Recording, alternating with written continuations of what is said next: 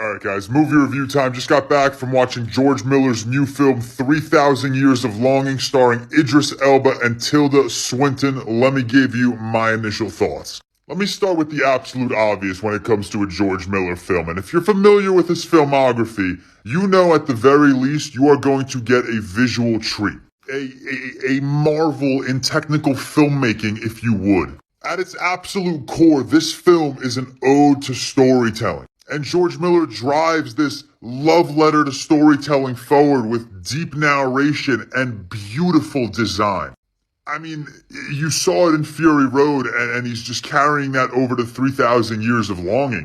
Every single shot is just meticulously crafted. And when you have a movie like 3,000 Years of Longing, where these stories are presented heavily through narration as opposed to dialogue, it is very important that your audience members are visually pleased. Otherwise, this film could have collapsed on its face.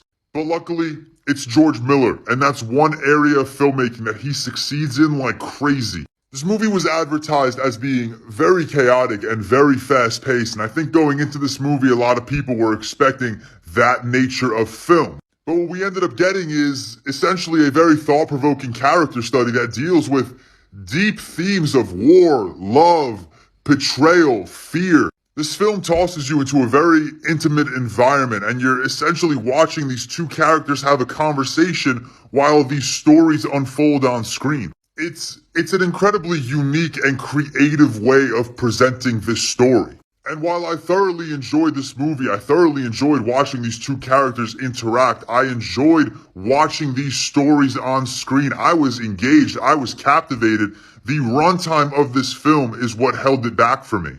We are covering 3,000 years. We cover so much ground here. And while I respect George Miller for upholding a certain level of emotional depth and emotional connection to these stories and these characters, this film, adding another 45 minutes in runtime, could have been an epic.